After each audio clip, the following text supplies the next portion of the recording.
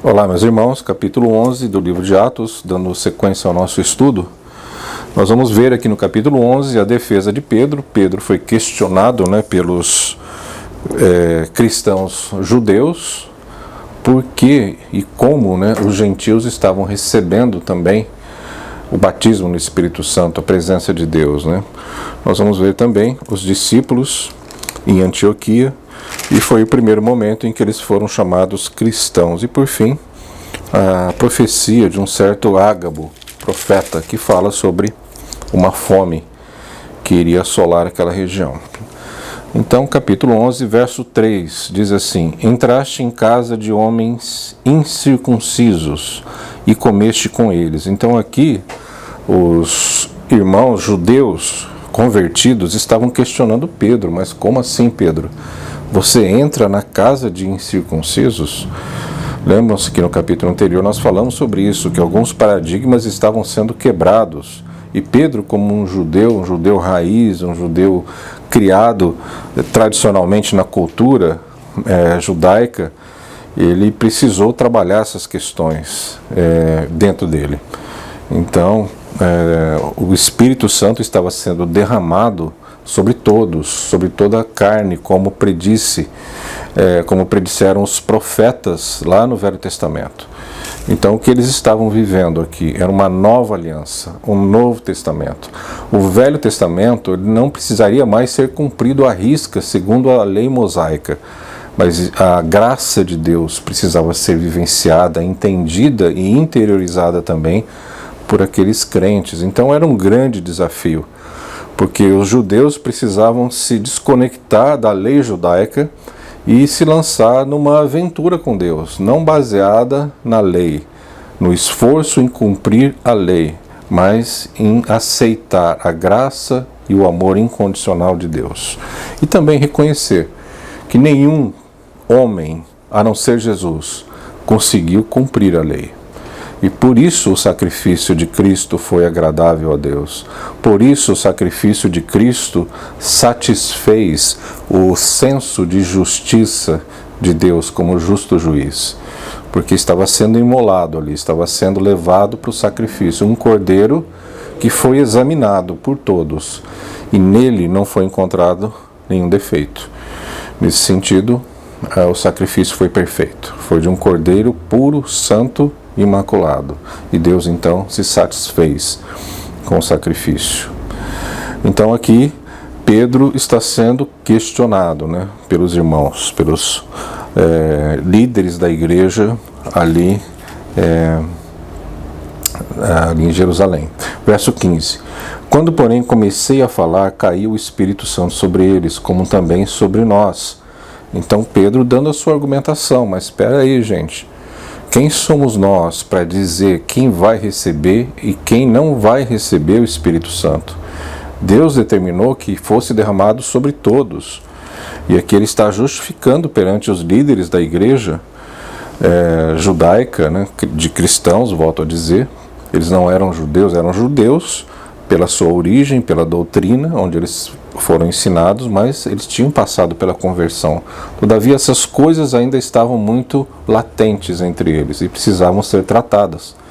Pedro aqui, então, ele está questionando essas questões, no verso 18. E ouvindo eles estas coisas, apaziguaram-se e glorificaram a Deus, dizendo: logo também aos gentios foi por Deus concedido o arrependimento para a vida. Então Pedro, com muita habilidade, ele soube convencer, é claro, com a ajuda do Espírito Santo, os líderes da igreja de que o evangelho, a graça, o evangelho da graça de Deus não veio só para os judeus, mas também os gentios haveriam de ser salvos, assim como eles. Agora, surge aqui a figura de uma cidade, a cidade de Antioquia. A cidade de Antioquia acaba se transformando numa base missionária. Num dado momento da história do relato de Atos, Jerusalém é o centro. Agora não, o eixo já começa a ser transferido para outras cidades importantes, e uma delas é Antioquia. E vamos ver o que acontece então nessa cidade. A mão do Senhor estava com eles, e muitos crendo se converteram ao Senhor, né? Essa expressão, a mão do Senhor, ela é encontrada no Velho Testamento e também no Novo Testamento. E ela é aplicada em duas situações. A mão do Senhor para manifestar a sua misericórdia e a mão do Senhor também para exercer juízo. Nesse caso, pelo contexto em que nós estamos estudando, a mão do Senhor aqui, essa expressão, ela é citada no sentido de derramar da sua graça e da sua misericórdia sobre o povo, né? Porque a mão do Senhor estava com eles e muitos estavam se convertendo, e a igreja passava por um grande crescimento. No primeiro momento 3.000 se converteram, depois 5.000, e a semente do evangelho estava sendo disseminada por toda a Ásia Menor. No verso 22, a notícia a respeito deles chegou aos ouvidos da igreja que estava em Jerusalém, e enviaram a Barnabé até Antioquia. Barnabé é mencionado no livro de Atos, em capítulos anteriores, como sendo um dos que venderam as suas herdades, os seus terrenos, e esse dinheiro foi depositado aos pés dos apóstolos, de forma que ninguém tivesse falta de nada naquela comunidade. Então Barnabé era um homem piedoso, um homem temente a Deus, e que estava conectado com tudo aquilo que estava acontecendo ali entre os irmãos judeus na igreja primitiva. Então, num primeiro momento, a igreja ela era constituída prioritariamente por judeus. Depois, com o passar do tempo, os gentios foram sendo agregados à igreja à medida em que eles iam se convertendo, né? A notícia a respeito deles chegou aos ouvidos da igreja que estava em Jerusalém, e aí eles enviaram então Barnabé. Então, a figura de Barnabé ela é de extrema importância na introdução de Paulo. Lembram-se de Paulo? Saulo de Tarso, na verdade. Saulo era um nome judaico, Paulo era um nome romano, né? Então, Paulo, depois de ter sido livre, né, da perseguição, porque queriam matá-lo em Jerusalém, ele precisou se afastar. E certamente também a conversão de Paulo, que era um judeu e que também tinha o título de cidadão romano, desencadeou a perseguição na sua própria família. Se um judeu se convertesse, ele seria perseguido e até morto pelos seus familiares. Isso acontece também no mundo muçulmano, né? Quando um muçulmano se converte ao cristianismo, muitos precisam fugir, porque se isso acontece, os seus irmãos e os seus pais têm a autonomia para matá-lo até, se for o caso, né? Possivelmente isso tenha acontecido com Paulo. Então, logo após a sua conversão, logo após a perseguição em Jerusalém, que ele teve que sair fugido de Jerusalém, ele ficou alguns anos afastado, né? E aqui Barnabé, então, ele se levanta e vai atrás de Saulo. No verso 25, e partiu Barnabé para Tarso à procura de Saulo. E no verso 26, tendo-o encontrado, levou-o para Antioquia, né? Essa cidade cosmopolita de muita importância comercial, onde a igreja ali cresceu muito, né? A igreja ali se expandiu entre os gentios, né? Entre os gregos, entre os romanos e as outras culturas e etnias que existiam ali, né? E por todo um ano se reuniram naquela igreja e ensinaram numerosa multidão. Em Antioquia foram os discípulos pela primeira vez chamados cristãos.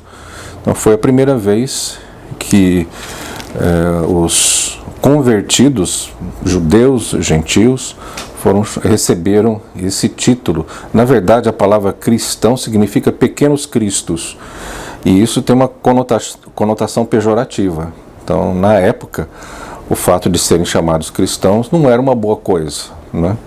Era uma forma até de denegrir, né, a imagem deles. E aqui no verso 29, né, um sujeito chamado Ágabo prediz uma grande fome, e essa fome realmente aconteceu. E no verso 29 diz assim: os discípulos, cada um conforme as suas posses, resolveram enviar socorro aos irmãos que moravam na Judéia. Então havia muita cumplicidade entre eles. Os irmãos de Jerusalém passaram necessidade, eles levantaram uma oferta. Paulo também, em alguns momentos, ele é usado por Deus para levantar essa oferta em prol da necessidade de alguns irmãos, né?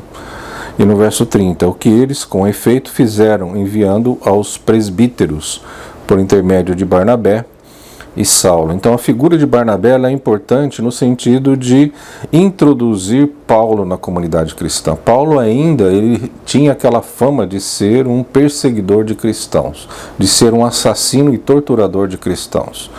Mas Barnabé é um homem usado por Deus para que essa imagem negativa que Paulo tinha diante da comunidade cristã fosse demolida, né? E depois nós vemos a partir do verso 12, a figura de Paulo se torna mais proeminente nos relatos de Atos, né? Então o capítulo 12, que nós vamos estudar no próximo momento, é um divisor de águas em Atos, né? Aqui Pedro não é mais mencionado com tanta ênfase e entra a figura de Paulo, né, pregando aos gentios. Obrigado pela atenção de vocês. Até o nosso próximo estudo.